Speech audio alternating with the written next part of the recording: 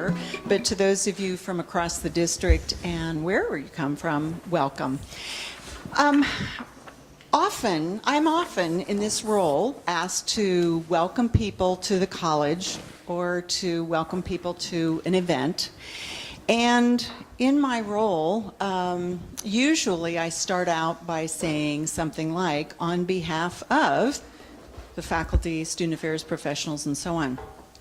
And that's an important way to frame a welcome, because I'm expected to represent the college in that way, and I do.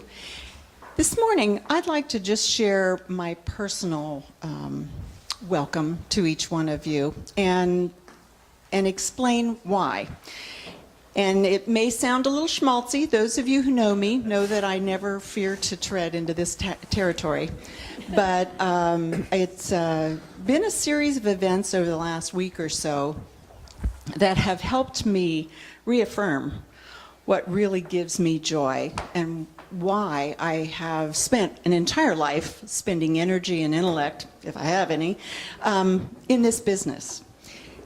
Now, again, when I think of the things that really make me feel most positive about our world and the things that we get to do, first and foremost, I love hanging out with students, whether it's just kibitzing with them, walking across the campus, or sharing pizza or lunch, or watching them perform and do what they love to do. That obviously is a source of joy, and it's what called me initially to this profession. The other thing that really makes me feel great is, and where I get a lot of juice, as the saying goes, is to work with a really fine team. And whether that's a team of 2 or 3, or 7 or 8 in our leadership team, or it's 35 or 40 people, all coming together, applying what we know, what we've experienced, what we think, and what we see toward the solution of a key problem, a persistent problem, or shaping a future on behalf of the people that we care most about. In our case, our students and our communities. And the third part that really jazzes me is to be with faculty. Now, Daniel steals my lines, I steal his, and so for those of you that are from SCC, you can hear the same thing from either one of us often. But he has said in the time that we have worked together so many times that the faculty here, and that would extend to all Maricopa, is the very best of faculty anywhere. Present guest included, of course. And many of us have had experiences in higher ed that go beyond this particular college or this particular district. Some of us have been in universities, and some of us have been in other kinds of higher ed experiences. And I really do echo Daniel's often held claim that you are the very best anywhere. And today is a representation of that. You have all dared to step out well beyond the box, and we often say that forget the box. We threw the box away a long time ago, and today is an example of that. And our wonderful guest here is going to obviously help us either redefine a new box or maybe just keep us out in the universe.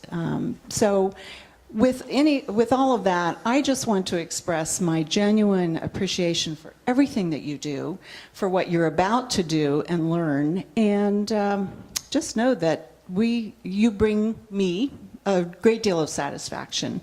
And again, this is a personal message, but I just took a point of personal privilege since they handed me the microphone and shared my feelings. So happy Friday, have a wonderful dialogue day, and I think I'm going to turn this over to the good Dr. Kaur.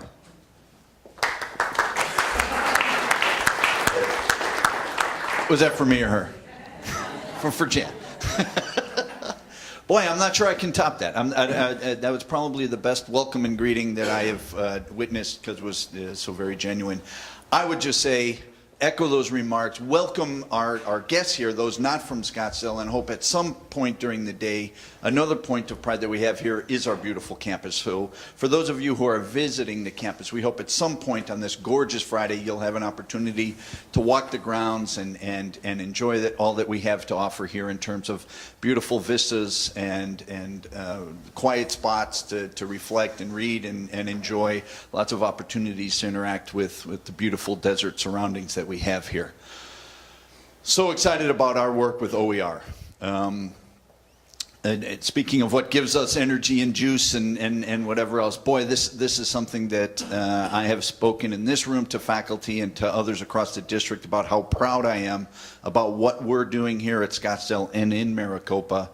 And once again, want to publicly say, I'm here to support that work. Whatever we can do, because it's the right thing to do. It improves the pedagogy, it improves the student performance, it saves money, it ticks all those boxes. It builds on collaboration. The limits really aren't there. We're stretching those limits. We're exploring new boundaries, and I am so very proud of the faculty here at Scottsdale for being out front, for being the leaders, for sticking their neck out, and I'm so excited that others from around the district have joined us today.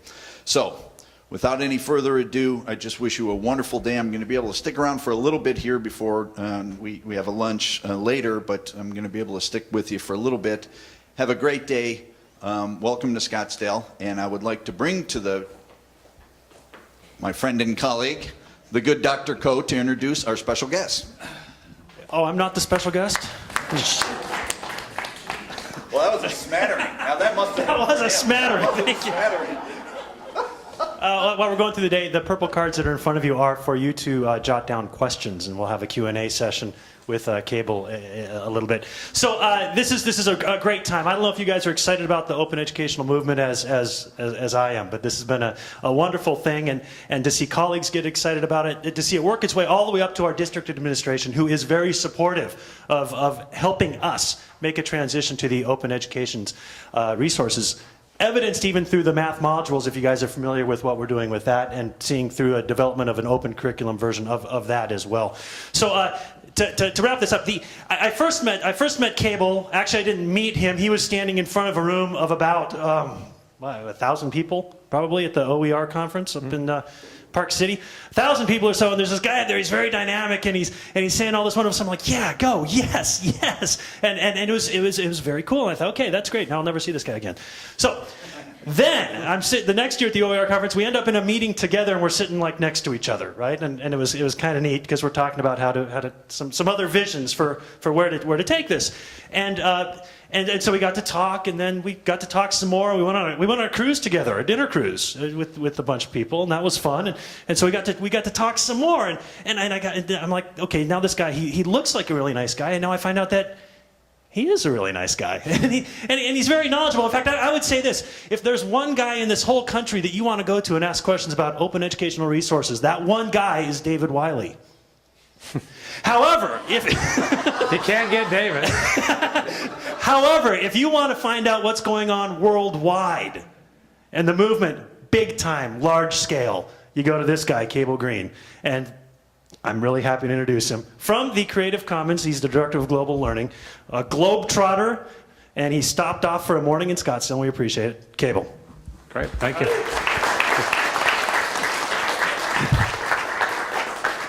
Well, thanks, everybody. I was mentioning to your president as we were chatting when I came that on Sunday I'm boarding a plane for Paris, and I'm going to UNESCO's headquarters. And what we're doing is we'll be talking with 10 ministers of education from around the world who are also thinking about OER, and they're thinking about OER for their entire countries. So Argentina, Trinidad, Kenya, who else is going to be there? Whole list of them. I have to look at my notes. They keep shifting, and more countries want to be added. But when I go, one of the things that they're going to want to know from me are who are the innovators, and you can be sure that I'll be talking about the good work that you do here. And in fact, the community colleges in the United States globally are really some of the innovators. And I'm particularly partial to community colleges myself. Before taking this position at Creative Commons, I was 4 years with the Washington Community and Technical Colleges as the Director of E-Learning and Open Education. And so my job was, how do we make sure that we can share and be effective and efficient with all of the technology across the system, but also with content. And so I'll talk about some of the work that we did in that system. So before I get going and we dive into this, I need to bring something up. And this is really the point of this, is that the work that we're engaged in is serious business. And it's serious business because students that come to community colleges oftentimes don't have a lot of money. And when we know that, and we know that small expenditures can cause them to leave your colleges and to have to go back to work, and that delays their time to graduation. We also know that there are students who don't take the number of classes that they might have otherwise because they don't have the funds to do so. And in community colleges, more often than not, the cost of textbooks, as one example, can very closely approach the cost of tuition.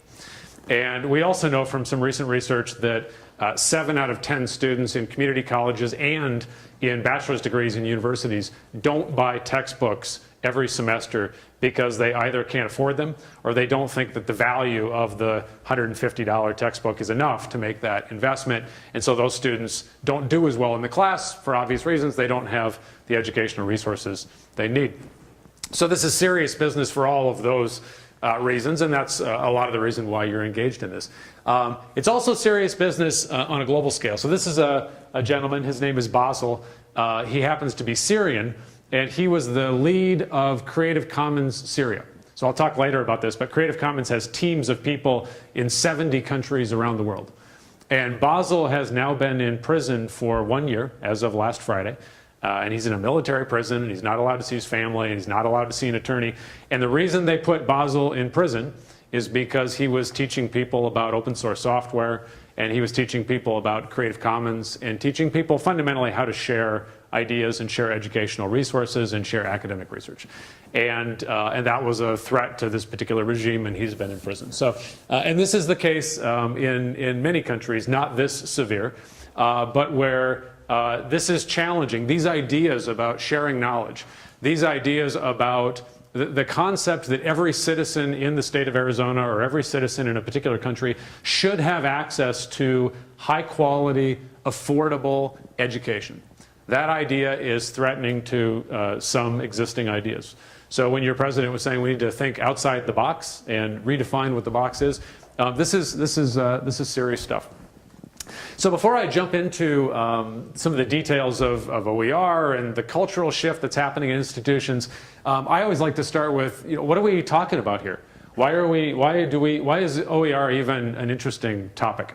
So the first thing you have to do is I want everybody to think back about a decade. Think back 10 years, and when you finally had that computer on your desk or in your home, because it was affordable enough and the college could afford to get you one, or you could afford one at home. And as educators, several things happened. We had affordable computers, we had the internet, and we were starting to build everything digitally. Remember that? So you remember when you used to scan stuff, or you had things written down on paper? About a decade ago, we stopped doing that, mostly, right? Everything we built was born digital. And as educators around the world, we realized, and I was a professor at Ohio State at the time, we realized that this digital stuff we were building, these textbooks, these courses, these videos, the audio, whatever it was that we were building, we realized that it cost nothing to store them. And when I say nothing, it's not really zero, but it's so close to zero, and I'll show you those numbers in a minute, that it really is, for all intents and purposes, zero. It costs nothing to store, it costs nothing to make copies of digital things, and it also costs nothing to distribute over the web. And so a decade ago, we asked this question: if we can share educational resources with each other at the marginal cost of zero, should we do so? That was the question, right? Yes, there's still high production costs. You know that when you're building these math resources or when you're building your English textbooks here. You know that that takes a lot of time and it takes investment and money. And it's also going to take maintenance funds to keep those resources up to date, keep them high quality. But that's the case of any educational resources you're going to build. The question is, once that digital object's built and it's being maintained, what's the marginal cost of sharing it with everybody else? And the answer is today, and has been for a decade, zero. And so the question that we asked globally was, what should we do with that? These are tools that we have access to. Creative Commons is also 10 years old, so now it's easy and free legally to share with anybody in the world. And the answer was that we think we should share. And as educators, we believe fundamentally that we have a moral and ethical obligation to share resources when the marginal cost is zero. So when I'm trying to sell that story to people who aren't quite buying it, I oftentimes say, what if we could have a food machine and we could feed everybody on the planet and the marginal cost of doing so was zero? Do you think we should turn on the food machine? And most people would say, yeah. Is that going to disrupt existing businesses? Is it going to change the way things work? Yeah, probably. But if we could feed everybody for free, should we do it? And that's really fundamentally what we're talking about with educational resources. Not education, right? Because we still know you got to have faculty who are in there working with students, be it online or hybrid or face-to-face. So I'm not talking about an education is going to be free. I'm saying the resources that we use, the videos, the textbooks, the courses, all the content, that if we share it, right, everybody can have access. And we're starting to see this today with these MOOCs where you've got 100,000 people in. And that's not necessarily education in all instances, but that is educational content that's being shared, although not yet openly licensed, and we'll get to that in a moment. So I'll let you read this, but as you're reading this, really the point of this slide is what's the education demand today, and what's the education demand globally going to be in just a few short years? And so as you look at these numbers, ask yourself, what are the odds that the world is going to build 4 major universities that serve 30,000 students each, and you're going to open those 4 universities every week for the next 15 years? That's what you're going to have to do and build new buildings using existing models of education in order to serve the world's population that has enough money to go to college and wants to go to college. And most countries just aren't building that fast. We certainly aren't. In the United States, we've been divesting in public education for several decades. There are a few countries, India, Brazil, and a few others, that are heavily investing in education, but even those countries that are doubling down, tripling down on their public investments are not anywhere near these numbers. And so the question then becomes, if that's the kind of demand, how are you going to serve those students? And if you don't serve those students, what's the alternative for them? Right? So is it a good thing to have a bunch of teenagers and 20-somethings running around any particular country with no opportunity to an education and a better life? What does that do to society? Right? So these are serious issues. So the good news is that 10 years ago, it wasn't just a few people that had this dream. There were a whole bunch of people that had this dream. And the international governmental organizations came together. So the United Nations and the World Bank and the OECD and UNESCO and others had this dream. And educators all around the world said, we know that it's possible to share with everybody for the marginal cost of zero. So my current boss, the CEO of Creative Commons, her name's Kathy Casserly. And at the time, she was at the Hewlett Foundation and funding a lot of these early OER movements. And this is a quote from her. She said, "At the heart of the movement toward OER is the simple and powerful idea that the world's knowledge is a public good and that technology in general and the web in particular provide an opportunity for everyone to share, use, and reuse it." End quote. Right? So we can share with everybody. We should think about it. So also 10 years ago, Creative Commons started. So we just had our 10th birthday in December. Creative Commons very simply, well, let me back up a step. The problem 10 years ago, before 10 years ago, was that it was really impossible to share educational content with everybody in the world. That was a very expensive proposition. You got to print books, you got to put them on a UPS truck, you got to put them on a boat, you got to ship them around the world. Nobody's going to pay for that, right? But once things became digital, technically, it became very easy to share on the internet, right? So today you build something, you put it on the web, and you say, here it is, take it. Anybody in the world, if they've got the URL and they know where to find it, can download your thing and use it. So the problem was that you couldn't do that legally. So at the time I was at Ohio State, and I was more than happy to share my course with anybody in the world that wanted it, but all I really could do, because I didn't have $200 an hour to pay a lawyer to write contracts with you and you and you and you and anybody else who wanted my course, is I just put it on the web and I said, here it is, it's free, take it. Right? But anybody who understands copyright law understands that if you would have taken my work and used it, I could have taken you to US federal copyright court and sued you, and I would have won. Because I did not give you an express license to use my work. Right? So that was a problem. So what that what that did is it had a chilling effect on the technological ability to share. So it was easy to share technologically, but not legally. So you had these two extremes on the copyright scale. On the one hand, you had public domain. And in this country, things don't go in the public domain until you're dead, plus 70 years. Okay? So if you had any ideas about sharing your stuff, you're not going to be around to see it. Okay? And then on the other hand, you have copyright, all rights reserved, which is fine. There's nothing wrong with that. But for educators and musicians and artists and photographers and all these people who wanted to share while they were still alive, and they didn't want to give up their copyright, they didn't want to put their works in the public domain, they still wanted to own it. There was nothing in between on that legal continuum. That's Creative Commons. Right, so a bunch of lawyers looked at that problem a decade ago from Harvard Law School and Stanford and University of Barcelona Law, and they said, well, this is a really simple problem. All you need is a license. You just need an open copyright license, and it should be free, and it should be simple, and anybody in the world should be able to use it, and the author, the faculty member that owns the content, should be able to specifically say which rights she wants to share with others and which rights she wants to keep. Right? That should be the choice of the author, or whoever the copyright holder is. So these are what CC licenses are. And you've probably, those of you who are familiar with CC, this will look familiar. We've got four conditions on our licenses. Now, all of our licenses require attribution, which in the academy we understand, right? I use your work, I need to give you credit. I cite you. That's what we do in the academy. And we say thank you when we do that. So all of our licenses require that if you use my work, you got to give me credit. That's attribution. Share alike means if you take my work and you modify it, that derivative work, that new creation that you made that was based on my work, you've got to share it forward with the world under the same terms that I licensed my work under. Okay, so MIT uses a CC BY, the BY is attribution, like it's by Cable Green or by MIT. So they use CC BY, share alike, non-commercial at MIT. So if you take MIT's courses, you modify them here, you have to license it under the same license.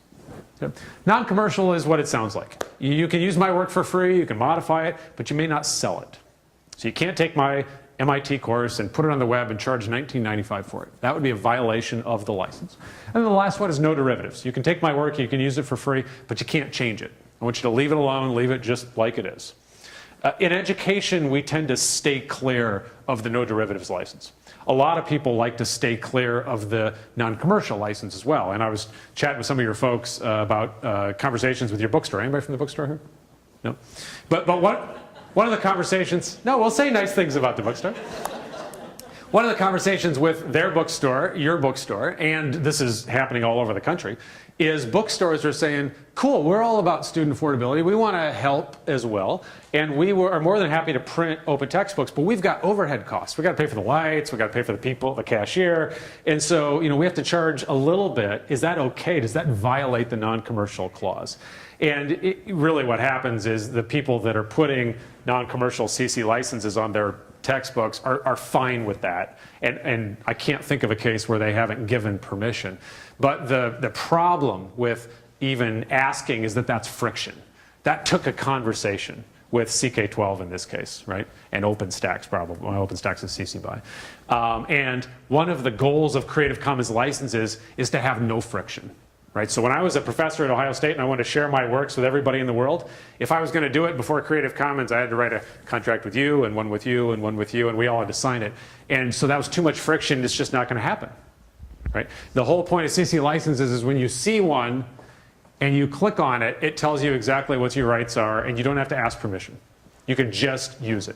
And that's the beauty of it. So if you find something from China that you want to use that has a CC license, you don't have to pick up the phone, you don't have to send an email, you can just use it.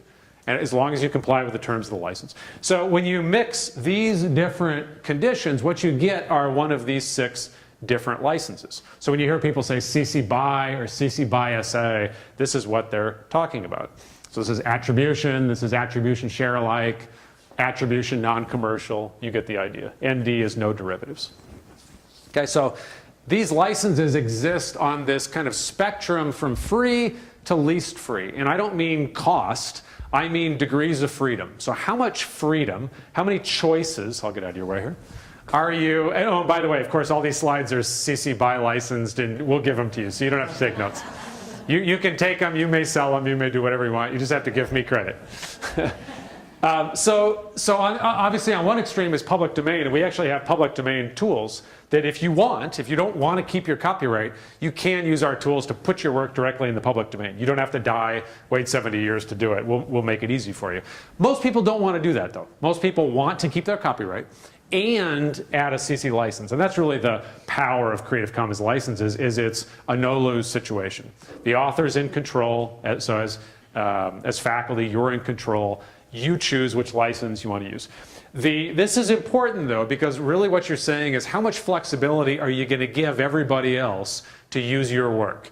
And if your goal as an educator is to give as much flexibility as possible to somebody in New York or somebody in Guam or wherever they might be, you want to be up closer to the top of this scale, right? And now people come down here because they get nervous about certain things, and we can talk about those cases. We'll have lots of time to chat.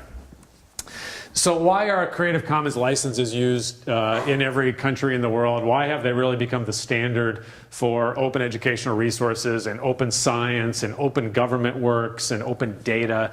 And the answer is actually several answers. One is that we've been around 10 years, and so the world has said, okay, you're not some flash in the pan, you've got staying power, we trust you.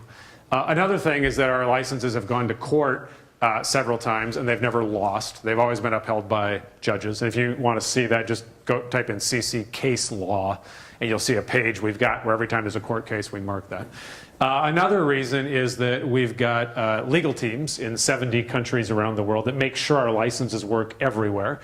Nobody else does that. So we're really stewarding these licenses, right? We take full responsibility to make sure these licenses work in every legal jurisdiction on the planet. We also translate the licenses into pretty much every language spoken in the world. We don't do it, but the affiliate teams out in the world translate the licenses so that they're useful and they can be understood. The other reason is that our licenses come in 3 layers. So usually a legal license, all you get is this, right? It's a big legal document, and those of us, any lawyers in the room? No, me neither, right? I don't like reading those documents. Half the time I can't understand those documents, and that makes me nervous, and that makes me really not want to use your work because I'm freaked out that you're going to sue me. And so Creative Commons licenses have the legal layer, but they also have what's called a human readable layer. And when you click on a CC logo on the web, this is what you see. And so let me just kick out here to the web real quick, and I'll show you what that looks like. I'll just go to the CC web page here, and we'll click on the CC BY license. So this is the human readable deed. And the human readable deed is written at a grade 6 level. It's written in whatever language you speak. And it says very simply, you are free to share this work, remix it. You can even make commercial use of this work, because this is the Creative Commons Attribution License, under the following conditions. So what are the requirements? Well, you must attribute the work in a manner specified by the author or the licensor, but not in any way that suggests that they're endorsing your use of the work. Right? That's it. Nice and simple, right? I'm not a lawyer. I can understand that. And then the third layer, let me go back here. The third layer of the licenses is called the machine readable layer. Now this is really important. Embedded in our licenses, in the digital licenses, is code, computer code. And the computers on the web can read this code. And so, for example, if you go to Google and you go to Google Advanced Search, and so what do you teach? Biology. Biology, okay. So she's looking for a Biology 101 textbook. So she can go to Google Advanced Search and say Biology textbook or Intro to Biology textbook. And then down at the bottom of the Google Advanced Search, she can say only show me results that are Creative Commons licensed. So instead of 5 million results, she's going to get probably 3,000. And that's a much more useful set of search results. And so because our licenses have that machine readable layer, people develop apps, they develop browser plugins so that it can sense the license and do something with that information.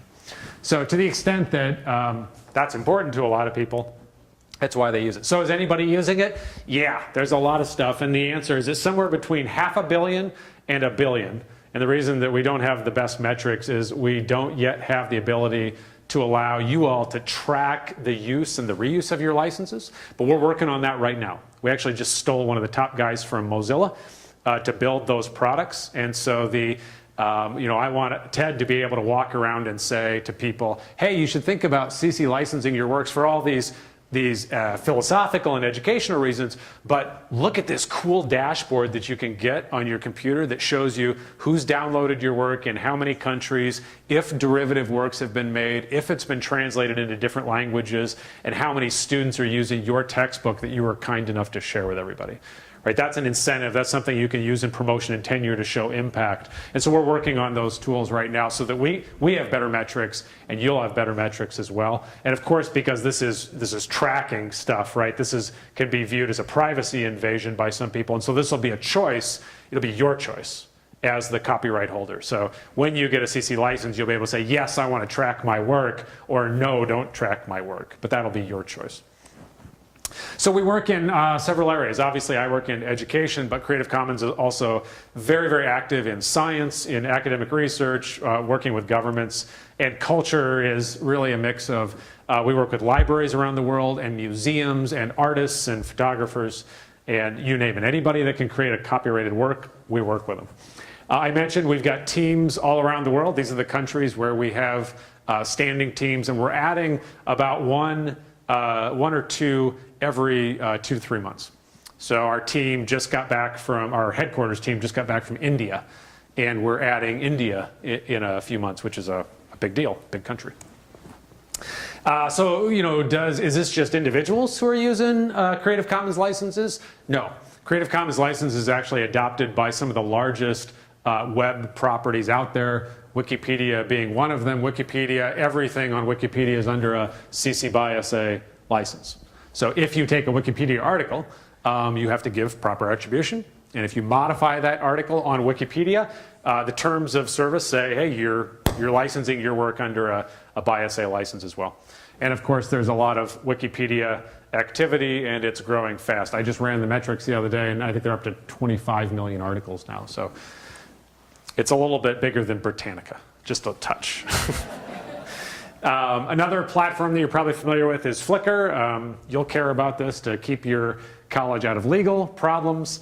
Faculty, K-12 teachers are notorious for going to the web when they need an image, and they'll go to Google Images and they'll grab what they want and they'll put it in their PowerPoint and they're off to the races, right? Well, more often than not, those are all rights reserved images and you have no legal rights, and the college could be sued and you could be sued. And so that's bad.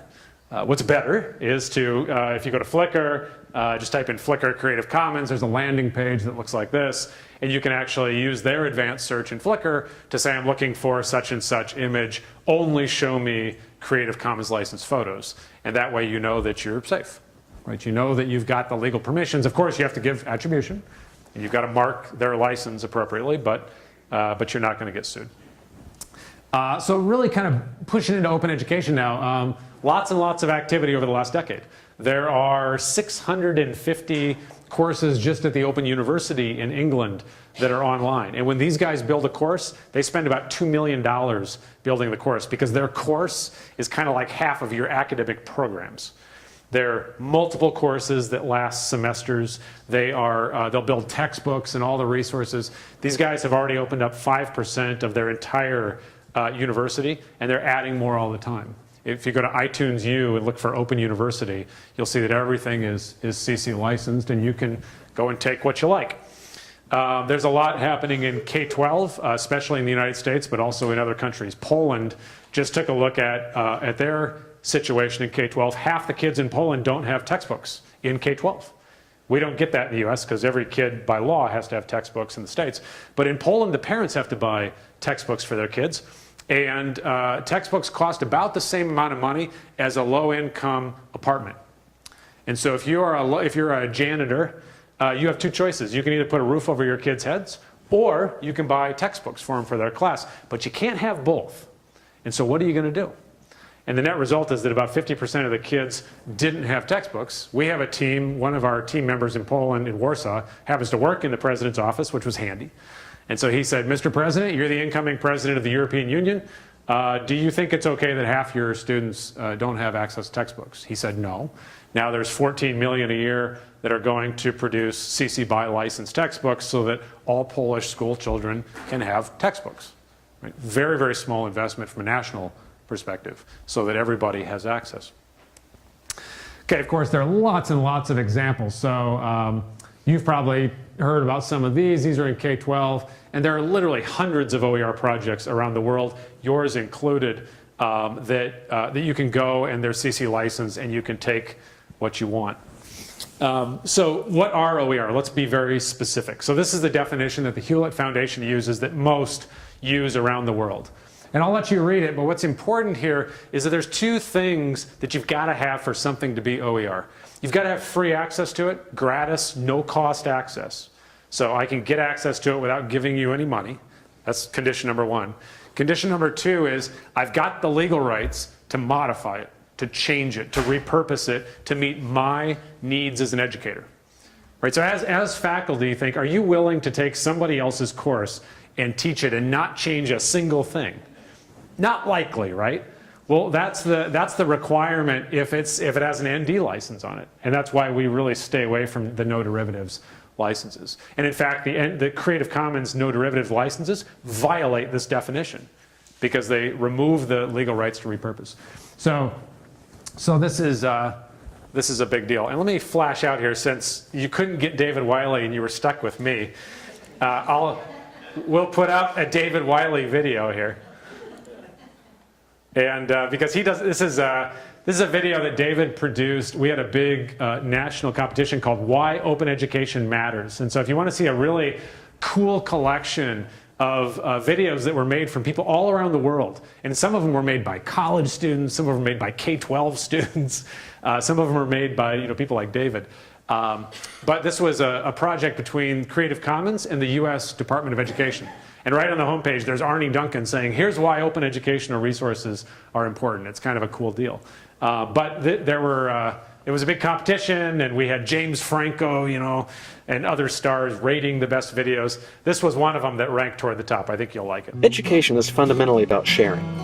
Teachers share their knowledge and skills with students. Students share their questions and drafts with teachers. Those teachers share feedback, criticism, and encouragement with their students. And on it goes. In fact, if there's no sharing happening, there's no education happening. Education is sharing, period.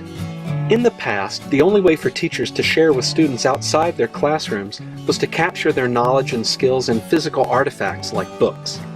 Unfortunately, for every additional person you hope to reach this way, you have to print another copy of the book and ship it somewhere around the world. It would be a terrifically expensive enterprise to try to reach even a tiny fraction of the world's learners this way. But the internet changes the equation. Instead of printing and shipping millions of physical books, a single digital resource like an electronic book can be copied and downloaded an infinite number of times at essentially no cost. The internet makes copying and distributing free. That means we can share on a scale unimagined in all of human history, which means we can educate like never before. Except that we can't. Well, not legally anyway. You see, long before the internet was a gleam in an engineer's eye, copyright law began regulating the way we make and distribute copies of creative works like educational resources. Thus, the internet was born with a genetic defect that unmade its incredible ability to enable free copying and distributing.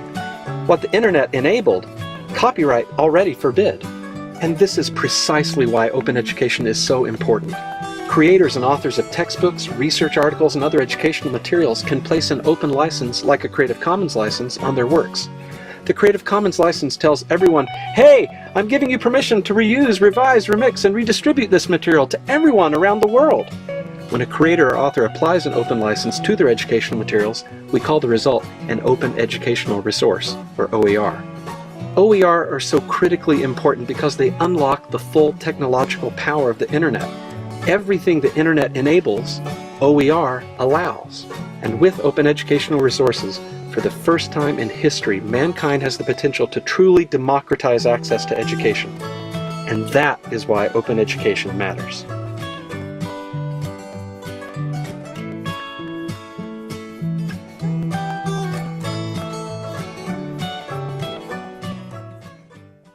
So that was David's response to the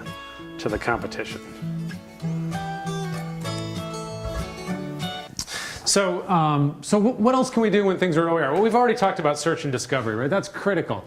And in fact, one of the challenges for all of us is how do you find exactly what you're looking for? There aren't any perfect solutions yet. People build recommendation lists. In fact, if you look at your program, the folks have done a real nice job of putting together some of the good sites that are out there. I'll show you one that we've put together that, let me just do that quickly now. If you go to openforus.org. So this is a site that we built for the U.S. Department of Labor TACT grantees. Anybody a TACT grantee here? The big $2 billion Department of Labor Community College grant? Any of your colleges in on that? No? Somebody in Arizona is. It's you guys? What's your project? We're not directly involved in it at all, but I just... Oh, okay. Well, so this is an important thing. You guys should learn about this because the U.S. Department of Labor 2 years ago put out $2 billion in grant funds for U.S. community colleges to build new curriculum and entire new programs. And it's coming out of the Trade Adjustment Act. And the idea is, how do you put Americans back to work in jobs that are not going to be outsourced or haven't been outsourced? What are those career fields? And community college is obviously the best situated to provide those opportunities and provide those linkages with business. And so the types of programs that are being built are things like allied health, because the country's aging and we need a whole lot more nurses and doctors and other folks than we have today, and lab technicians. We're understaffed in that. It's in green technologies and battery technologies and solar cell, and in North Dakota it's in advanced manufacturing. And the point is that the Department of Labor required on these grants that everything that's produced with grant funds, with public money, is under a CC BY license. Isn't that a cool deal, right? So we're all federal taxpayers, we all pay taxes. And even though every state basically got $20 million, give or take, to build these new programs, your district can have all of it, and it costs you nothing. So you can start to look at these different programs that are being built and say, we've always wanted to build a nursing program, never had the funds to spin up a curriculum. Yeah, we still have to go hire faculty and all that, but the content is there, and it's not exactly what we want, but we can revise it because it's got a Creative Commons license on it. So just know that project's there. The reason I tell that story is this is a site we built for them that might be useful for you. If you just go to openforus.org and then click on Find OER, we've gone through and said, well, what are you looking for? And then we said, well, here's where you go for general search. You go to Google Advanced Search and you filter by CC license. You can go to CC Search. You can go to, you're looking for images? Well, you can do that on CC Search. You can also go to Wikimedia Commons or Flickr or Google Images and filter, or Pixabay, et cetera. But we tried to break it down by what faculty said that they wanted to search for. And faculty told us they wanted to look for courses, they wanted to look for images, they wanted to look for video, and so we broke it down that way and provided some advice. So I hope that's useful. That might be a tool that you like. Other reasons why OER is so important is that, again, this comes down to the ability to make changes. You can translate it into new languages. So I would imagine you've got a fairly large Spanish-speaking population here in your student base. Yes? True? Right. And probably other languages too. And wouldn't it be nice if you shared some of your works under a CC license, somebody else maybe in Spain took it, translated it all into Spanish at their cost, and then gave it back to you, right? And these are the kind of things that happen when you put a CC license on your works. Obviously, customization is key. I argue that this is a really, really important thing for faculty in the 21st century. And this is true for K-12 and elementary education as well. If you're an educator today, think of what you've got access to in terms of resources that you can bring into your classroom, right? It boggles the mind, the amount of content that you can bring in and the amount of openly licensed content that you can bring in, and the experts from around the world that you can bring in via video and other ways. I mean, it's crazy. And so as faculty, our roles, we're really kind of going through a role shift where we're becoming synthesizers of knowledge. We've always been synthesizers of knowledge, but it's different because you just have access to so much more today. And so I argue, and many argue, that one of the things that's critical, one of the tools that you need in your toolkit as a faculty member in today's world is it's helpful to have the materials that you're taking. It's helpful if those have an open license on them. right? Because then you can legally change them in the way that you want to change them for your classroom, for your students. Because you've got different industry clusters around here in Phoenix than exist in New York State, right? There's just different industries down here. You're going to need to tweak that material. When we shared our general education curriculum in Washington State, all of it under a CC BY license, I was down in Brazil, and they said, hey, can we take all that? We're building new community colleges. I said, yeah, it's got a CC BY license on it. Take it all, but what are you going to do with it? I'm just curious. And they said, well, first thing we're going to do is we're going to translate it all into Portuguese and Spanish probably. And the next thing we're going to do is we're going to fix all the errors in your courses. And I said, whoa, hold on a second. We had this whole QA process. What do you mean errors? And they said, settle down, settle down. It's your first draft. It's going to be chock full of bugs. We'll fix those.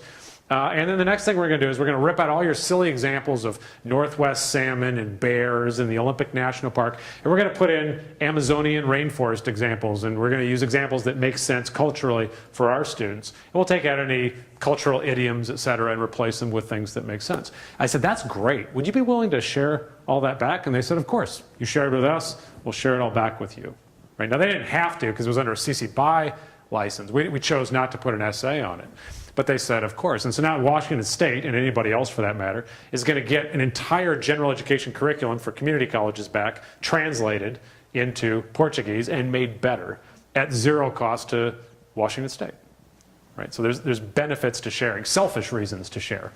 So what's the business case and the policy case for OER? This is where I spend a fair bit of my time, and this is why I'm going to Paris on Sunday. Rough duty, I know.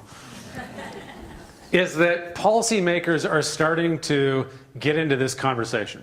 So one of the reasons why I agreed to come down was Ted was telling me, hey, this conversation's gone to the top, and we're feeling lots of support. And that's happening more and more at institutions and districts and systems of education. It's also happening in governments, all the way to the top, to the president. So in fact, we've got a board member that's had 2 sit-down, one-on-one meetings with President Obama on these topics in the last 12 months. Right, so I mean, this is at the top of countries. And what governments are starting to realize is what we all realized a decade ago, is that there's a difference between rivalrous resources and non-rivalrous resources. So rivalrous resources, you come take the newspaper off my front porch in the morning, and I don't have my newspaper anymore.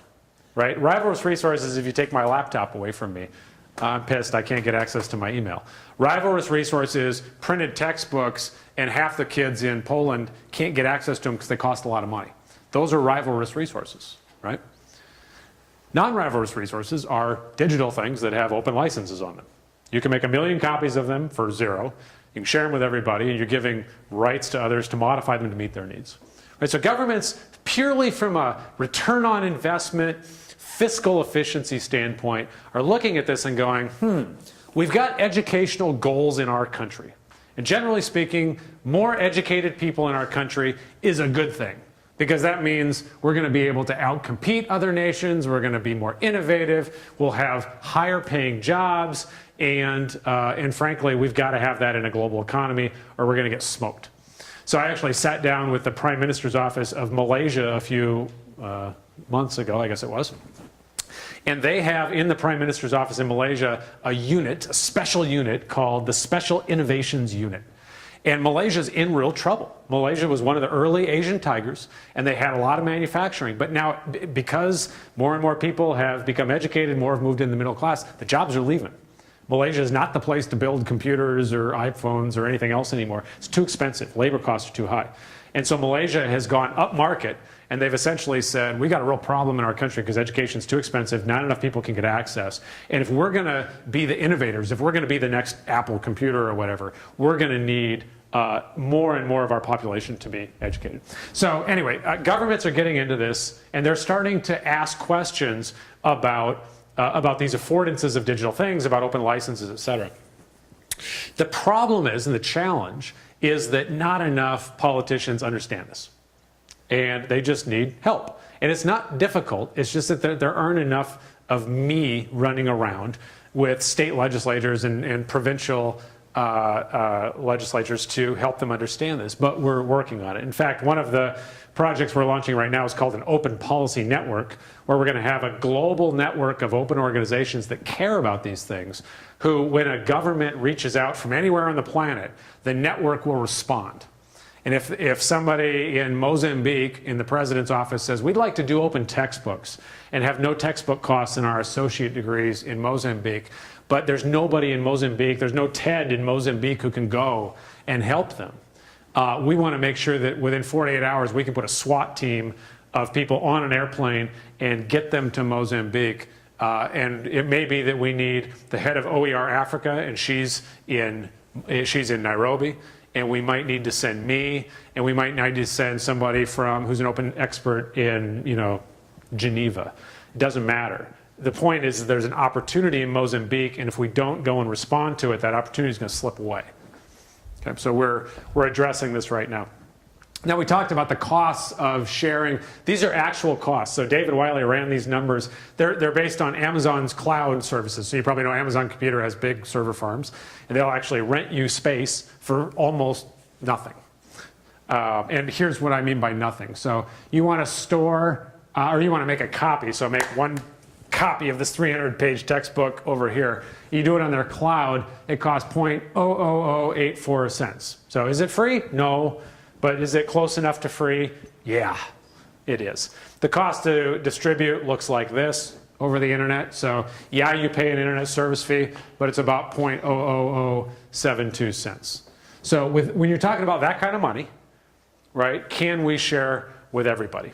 And this is sort of David's point, and his point in the video is that when copy and distribution and replication become free, or copy, storage, and replication become free, should we share? Now, one of the interesting things about education is that we fundamentally have not yet been disrupted by technology. Now, you're starting to see it now. You're starting to see it because of MOOCs. You're starting to see it because we've been doing online learning for 15 years. You guys have been out in front of the country on that. You're starting to see it because of OER and open licensing being around for a decade. But still, if you look at our industry as compared to the movie industry or TV shows or music, think about music a decade ago and think about music today. Anymore, most of us don't even buy physical media anymore. We download our music, we do it one at a time, and more, there's really no need to even own the music because you can sort of lease it, and you can lease all the music on the planet for about $10 a month. Right? And so the question is, well, do I want to own anything anymore? And so that's what TV looks like. For about $8 a month, you can essentially have access to everything that Hollywood and the television stations in the United States have ever produced, ever, for about $8 a month. For about $10, $15 a month, this is music. And I don't know about you, but 15 million songs is sufficient for my music listening needs. Right? But this is how much it costs. Now, these are industries that have been disrupted by digital technologies. Right? They just have. You compare that to us, where if you go to CourseSmart today, which is the publisher's place where they'll lease your students' textbooks, you can lease your Biology 101 or your English 101 or your stats textbooks for about $20 a month, a little bit less. Average is about $18, $19 a month. Okay? So the comparison is, you can lease one book, or you can have access to all the movies, all the television, and all the music that has ever been produced for the same cost. And which is a better deal? Well, they're different things. But the point is that this has been disrupted. This is not. Right? So here's the question. When the marginal cost of sharing becomes zero, do we have an ethical obligation to share? A lot of educators say, yeah, like I didn't get in this business to make money, right? If I wanted to make money, I'd have gone and done something else. I'm an educator because I care. I'm an educator because I fundamentally believe that education makes people's lives better. I believe that it helps their families. I believe it helps them get better jobs. I believe it's better for society to have higher educated citizens, right? That's why we got into education. So for me, I answer yes to this first one. But that's a personal answer.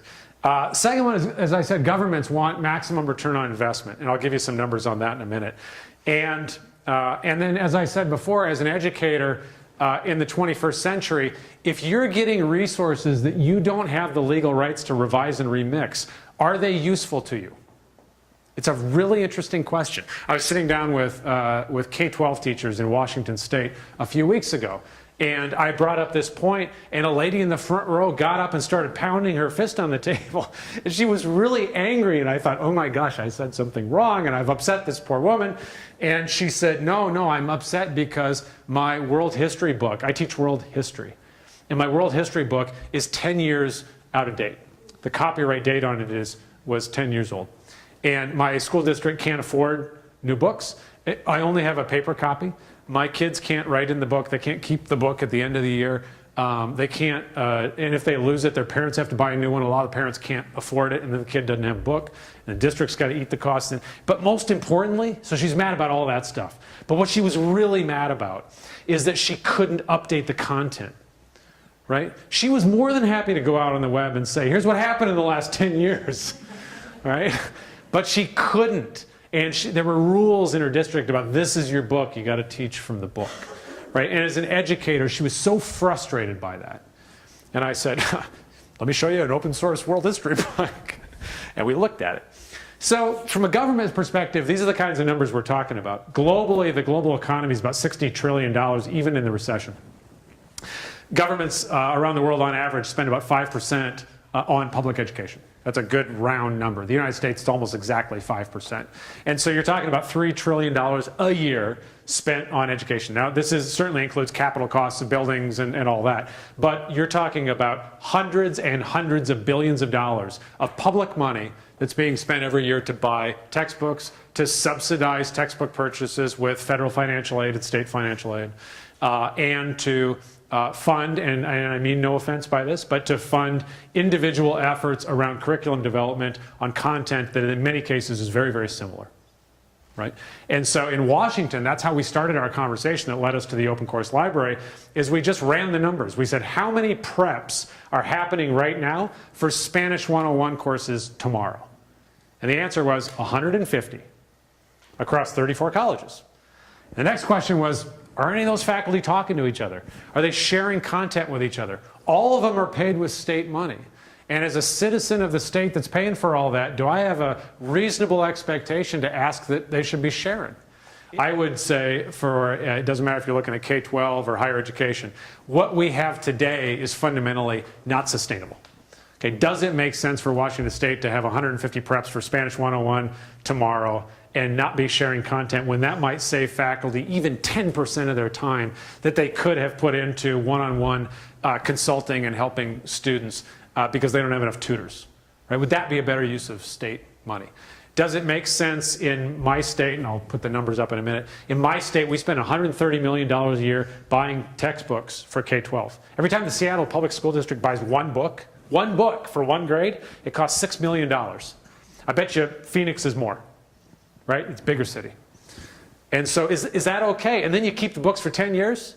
Can knowledge be 10 years out of date in the age that we live in when you're educating people? Right? That's not okay. And so the good news is when you're talking, and this goes for legislators, it also goes for district leadership or college leadership, these are the arguments that play. Okay, if you use these arguments, you're in good shape. So, do you want efficient use of Arizona state tax dollars in educating the citizenry? Most people will say yes. Are you interested in saving students money, especially in the community colleges with textbooks, et cetera? Yeah. Are you interested in increasing access to education? And I would go even further and talk about improving the quality of the resources you're using in your classroom. Right, so when I was at Ohio State, I was a doctoral student. My committee, as smart as they were, they gave me really bad advice. And they said, Cable, never share anything, because what you have as a faculty member is what people will hire you for. Don't share your notes, don't give out your syllabus, never share any of your data, because your data is what's going to get you published, and that's how you're going to get promotion and tenure. And if you share stuff, you're just shooting yourself in the foot. Right? That was the advice I got. And so, and that's the advice that a lot of faculty get as they're going through teacher prep programs, et cetera. Right? And in fact, what we should be talking about is the opposite. Is that in order to have the highest quality content in my classroom, if I'm teaching physics, the very first thing that I should do is I should look at physics courses around the world that are being shared under open licenses and see if anybody else besides me might have a good idea. right? And so when we built Physics 101 in Washington State, and I had my whole physics team together, and they had not just the community colleges, but they had physicists from Harvard and others who thought this was a cool project, and they wanted to participate. And they all sat down and they said, okay, let's write physics. I said, whoa, hold on, right? First thing, let's take a look at MIT physics courses. It's just possible MIT might have a good physics course, right? Let's just look, just download it. And they went, wow, you know, there's some good stuff in here. And it's all got a CC license. And they didn't use all of it, but they used about 30% of it. Right? And then they went and they looked around the world at different open courseware schools, and they pulled a little from here and a little from here, and then they built in the gaps and they modified stuff, and they came up with a physics course that was better than any of those. So governments are paying attention, they're starting to act. So California, and this of course is British Columbia, California recently, last year, plunked down $5 million of state money right out of the general fund and said textbooks are not working for our students anymore. And we're going to build 25 highest enrolled textbooks, and we're going to put CC BY licenses on. And so California is picking up the bill for $5 million. Your question in the district should be, do you want to take a look at those books when they're done? Right? And if you don't like them, what can you do to them? You change them, right? They got a CC BY license. All you get, costs you $0. All you got to do is say, thanks California, we give you attribution, and this book has a CC BY license on it, right? British Columbia, same thing. British Columbia is not going to go after highest enrolled courses. British Columbia is going after industry clusters, right? You get that in community colleges. You understand industry clusters. So British Columbia is going to look at the industry clusters where they think that they should be making investments, and those are the textbooks they're going to build, and they're going to build 40 of them, right? Is it possible that some of their industry clusters might overlap with some of yours? Maybe. Those are all going to be under a CC BY license too, completely free to your district and your colleges. I already mentioned the U.S. Department of Labor program. Any community college which is not actively looking at this, in my opinion, is nuts because all this is free. It's all got a CC BY license on it. You should find out in Arizona who's got the tax grant. Round 1 and 2, each round is $500 million. So your college, your district, you're not out yet. The next $1 billion is still up for grabs. So round 1 and round 2 are out. That money's on the street. Round 3, the SGA, that's what they call their RFPs. Just TACT, by the way, is TAACCCT. I'll put it up on the web. Or, no, it's not up there. And it's like in a month, the SGA is going to come out. Apply for money. The grants are between $5 and $20 million. And what you can do is build any new program that your college wants or needs. The requirement is you share what you build. It's got to be CC BY licensed. And, but you take all the cash. These are 3 to 4 year grants. So you got time to build your program. So maybe there's a program you've always wanted to build, you just haven't done it. I can tell you, there are 5 Maricopa colleges. It's for IT training, Rio Slaughter, Estrella Mountain, PVC, South Mountain, and the Maricopa Institute. Excellent, thank you. And that's probably a round 1 grant, right? So round 2, and the reason, the cool thing about this grant is the money is, of course, because this is all political, the money's peanut buttered out among all the states and territories. So every state by law must get at least a $2.5 million grant in each round. So if your college hasn't gotten one yet, get in there. I can tell you strategically, to get the grant, here's how you do it. You partner with multiple colleges in the state, and if you partner between states, your odds go up even higher. And if you really want to win, contact me. I'll give you boilerplate grant language that you can just copy and paste and drop in that talks about working with Creative Commons and Carnegie Mellon University and CAST, which is an accessibility unit out of Harvard. And we've actually been funded by the Gates Foundation to provide technical assistance to the community colleges that get these grants. And we cost you nothing because we've already been funded. And if you, and the grantees in round 1 that, we wrote some boilerplate language, the grantees that dropped in our text that we wrote, they were all funded. Because the Department of Labor loves the free technical assistance we're providing, and so that's a leg up. So if you're interested in getting a $20 million grant, contact me. So as governments, here's what we're talking about. This is open policies, right? Publicly funded resources should be openly licensed resources. Or if David Wiley were here, he would say, if you buy one, you should get one. Right? So this dawned on David. He was driving down the road one day, and he saw the pizza sign, and it said, buy one, get one free. Right? And then you realize, you think about it, if you walk into a restaurant, you order some food, and you pay for it, you expect to get the food. That's not what happens usually with government grants. So the way I'll use science research just for an example. So if Arizona State University gets a $10 million grant to cure breast cancer, okay? NIH grant, National Institutes of Health. These grants go out all the time to the tune of $60 billion a year in the United States alone. In the European Union, it's about $460 billion a year of basic research grants that go out to universities. With me? Okay. The way it works today is Arizona State gets the $10 million grant, they do the research, they got all the data, they write multiple research articles, right? Each research article that's submitted to a journal, the public has put $102,000 into each article. And that's from federal funds that you and I paid for, taxpayer money, and Arizona taxes that paid that faculty member's salary and helped support the lab, et cetera. Okay, 102 grand per article. When those professors from ASU submit their article to the journal, what does the journal ask them for? Everything. They ask for copyright. They say, sign this, you Arizona State University professor own nothing anymore. We now own the copyright. The journal then puts in about $1,200 in editing and some facilitation of peer review, and they own everything. And then if ASU wants to use that article in their class, what do they have to do? They got to subscribe to the journal. And how much does that journal cost? About $15,000 a year.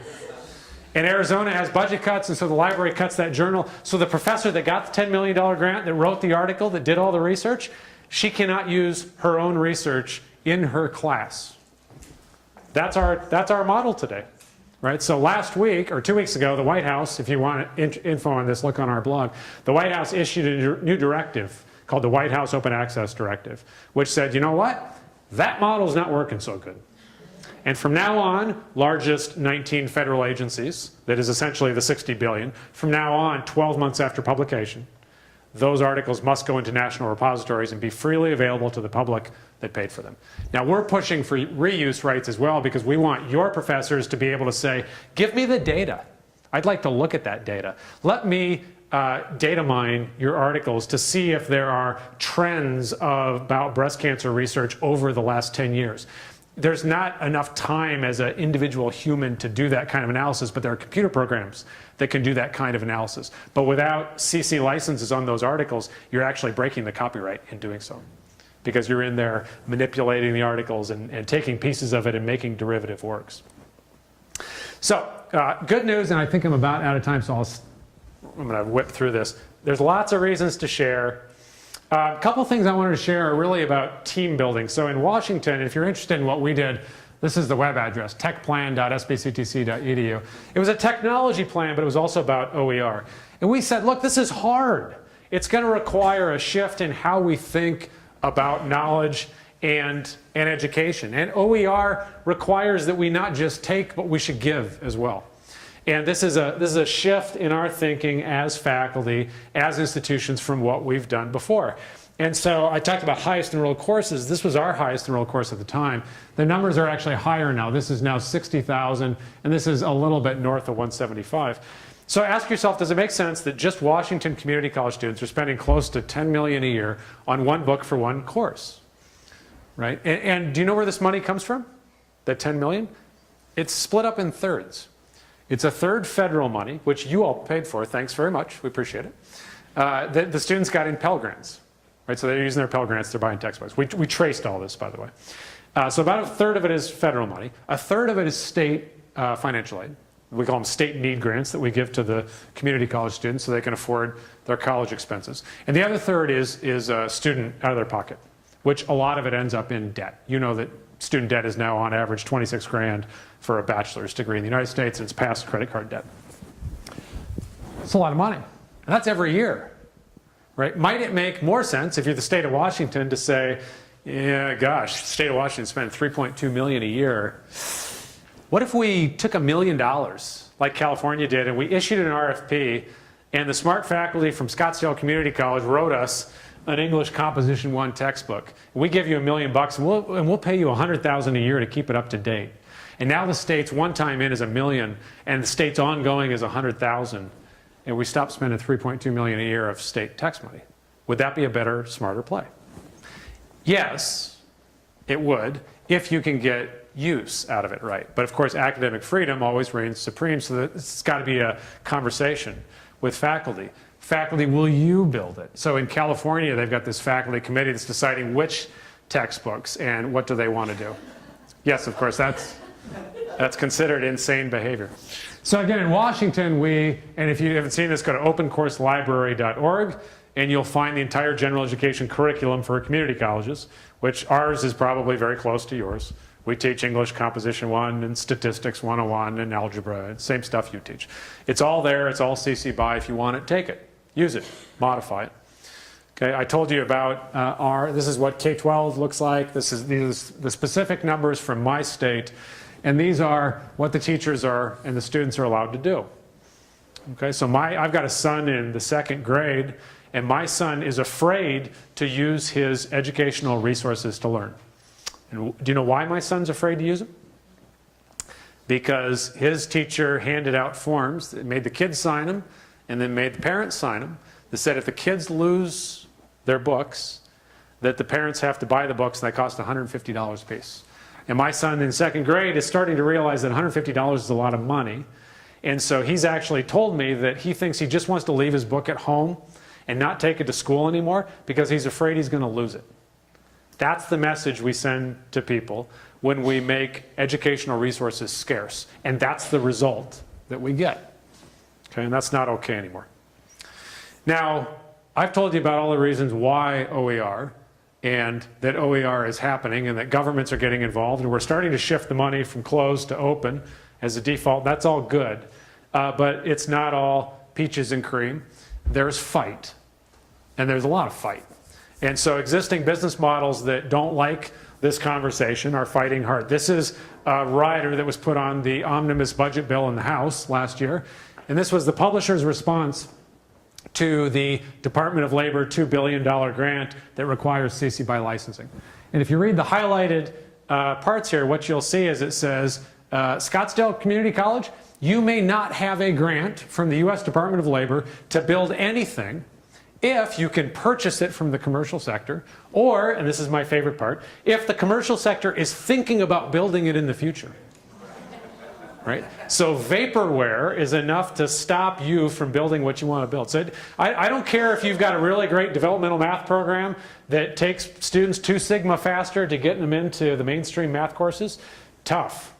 You may not have a grant if Pearson can sell it to you, or if they want to build it. And even after you've done that market analysis, you got to get the Secretary of Labor to sign that that's been done. Of course, this was a really stupid idea, and that was defeated. I told you how academic research articles work and how money flows for that, and you all, I think, agreed that's not working so well. The publishers don't want this to change, the academic journals. By the way, the biggest journals are not owned by any company in the United States. They're owned by a company called Elsevier, which is Dutch. It's in the Netherlands. So all your money, all the money at ASU, it doesn't stay in the US. It all goes to Holland. Okay? Not that there's anything wrong with the Dutch. I have a lot of anybody watching on the web. I love the Dutch, but but it's not even investment that's staying in the country. So they actually dropped a bill. And this bill basically says as soon as the publishers touch it, even though they're not putting any money into it, and they don't pay peer reviewers, they don't pay faculty to peer review articles, as soon as they touch it, it becomes private goods.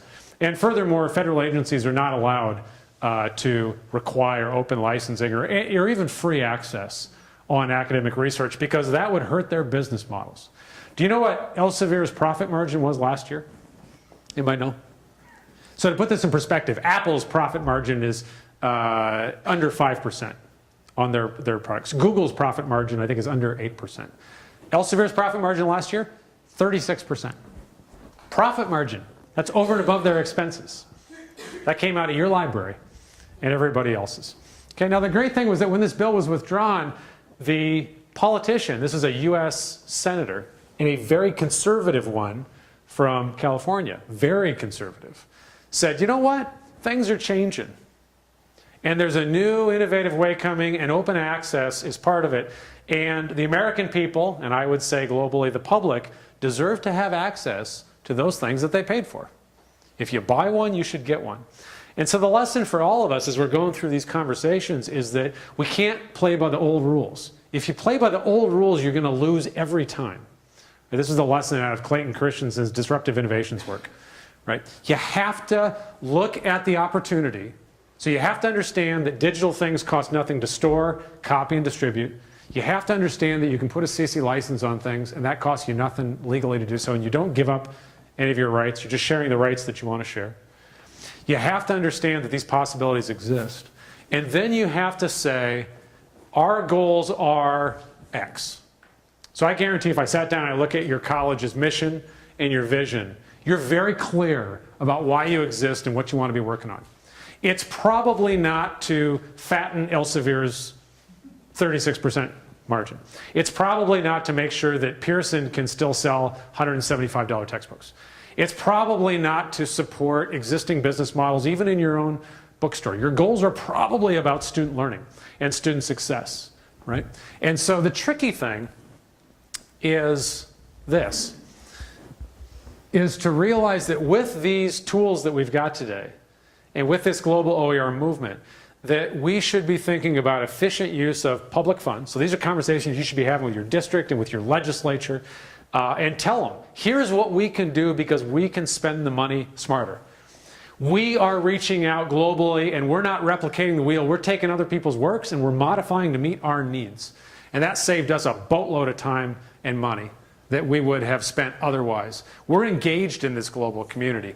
Give us some additional funds to innovate further, to innovate faster. And the second one here is critical, right? Everything else is secondary. All the existing business models need be secondary to your goals that you have as a college about student success and about faculty being able to modify the resources to meet their needs in their learning environments. Right? Don't let those other business models push you around. They will try. Right? They will try hard. We're getting beat up hard right now in Europe because the EU and the UK in particular are starting to mandate open access and CC licenses on works that are paid for by the government. Okay, the publishers are in there lying through their teeth. They're saying things like, if you put a CC BY license on something, it actually increases plagiarism. Right? Well, plagiarism has nothing to do with license, right? Plagiarism is passing off somebody else's work as your own without giving proper credit and references and citations, right? Well, in fact, Creative Commons licenses require citation. They require attribution, but they will lie and they will spit and they will hiss to protect their existing models. So the punchline here is that we have to work together and we have to make smarter decisions collectively. So Churchill said, if you have knowledge, let others light their candles with it, right? And his point, and Jefferson has a good quote around this as well, but his point is an idea, knowledge, a creative work, you can share it with others without losing anything yourself. Right? We know this as professors. We know this as teachers, that when we share knowledge that we've got, and when the students share knowledge they have, everybody wins. Nobody loses in that transaction. Right? And that's the possibility we've got. So if you all are interested in this, and I know that you are, you're leaders in this, my organization stands with you. And a closing thought for the 21st century, the opposite of open is no longer closed. The opposite of open now is broken. Thank you very much.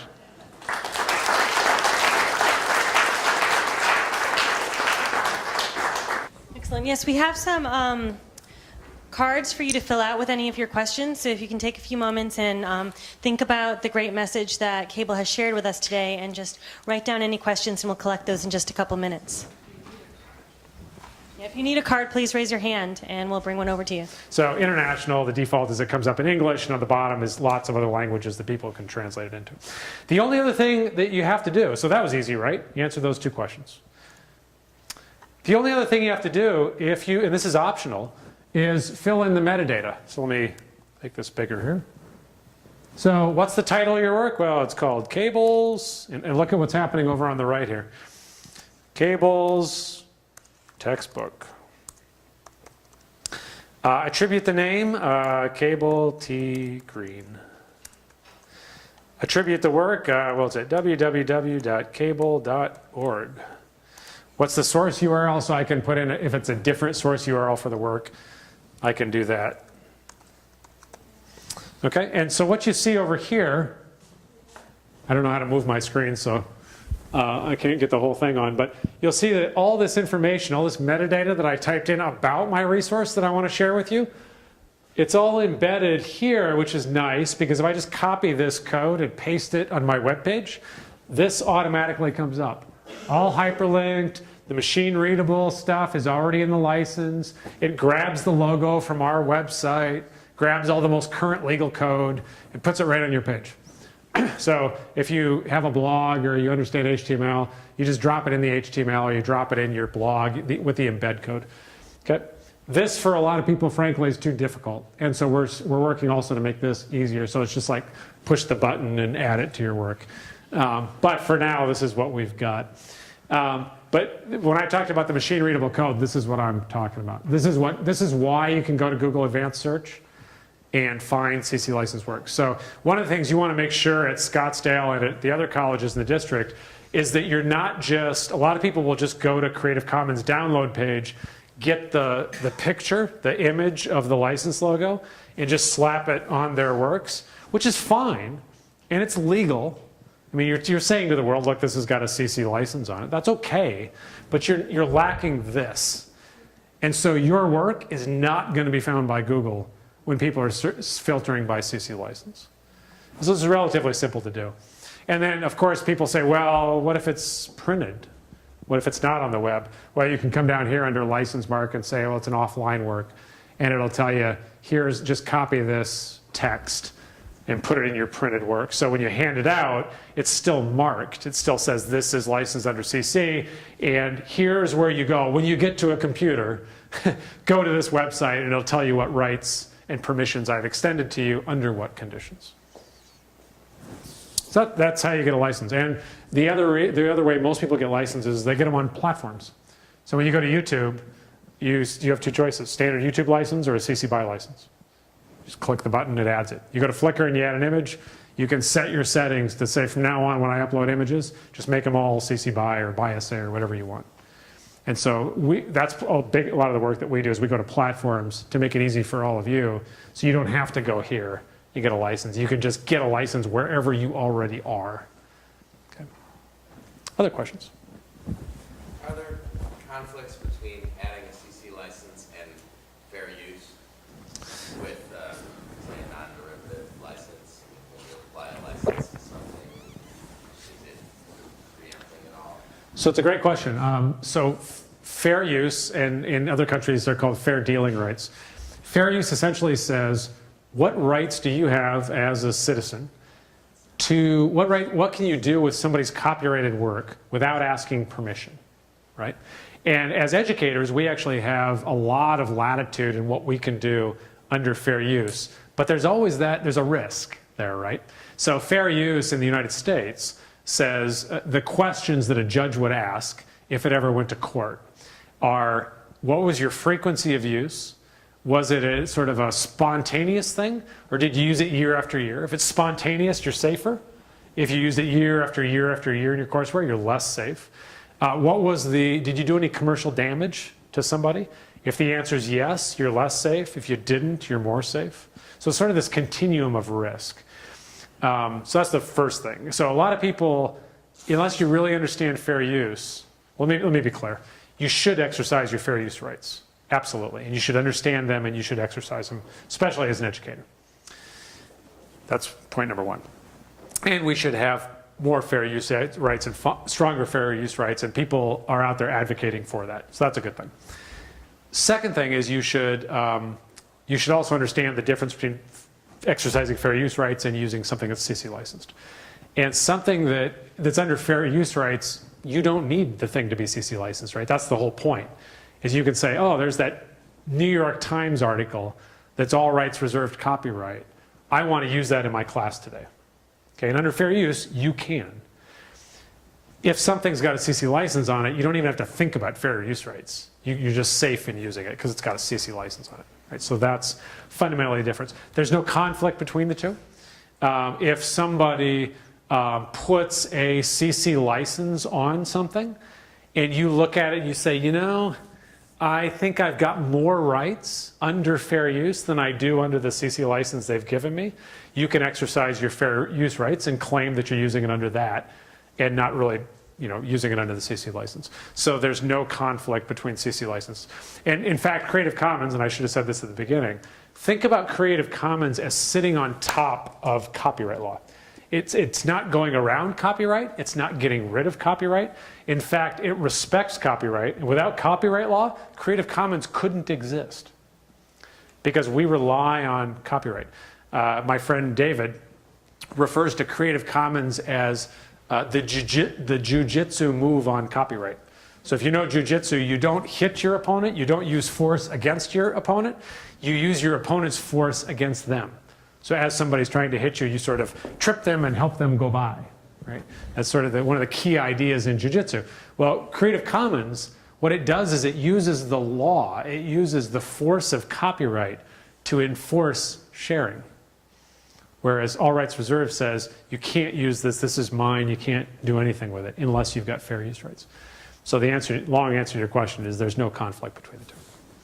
But there's an interesting policy question that's happening globally right now where a lot of businesses, last comment. A lot of, I talked about entities that don't want this change to happen. A lot of those companies, industries are actually arguing, they're saying, you know what, we don't need fair use rights, we don't need fair dealing rights, you got Creative Commons, right? If you want to share, put a Creative Commons license on it. And the answer to that, including from Creative Commons, is no. We still need fair use rights. We still need strong fair dealing rights. And we should have Creative Commons for those particular authors who choose to share more than what fair dealing rights allowed. But we need both. Over to you. Well, Cable, this is the fourth time I've gotten to hear you speak, and every time I learn something new, and I get more and more excited about the movement and the things that are happening in education. And I know I'm really grateful to be a part of higher ed right now because I think it's really exciting, and I think that you've given us all an opportunity to reflect on what we're doing and see a pathway, a possible pathway for us. So thank you for coming. And Thank you. We are so thrilled you're here. Thanks. And your homework is to ask yourself before you teach your next class, is there an open textbook out there? Is there a part of somebody else's course that you might include in your course next quarter? And that really is your homework for those of you seeking faculty professional growth. On the back of your program is how to do the evaluation and the assessment for FPG, and that really is your assignment. We want you to explore some of the resources in this so that you can see what's out there, and we hope that you find something great. So thank you all for coming to SCC, and have a great weekend.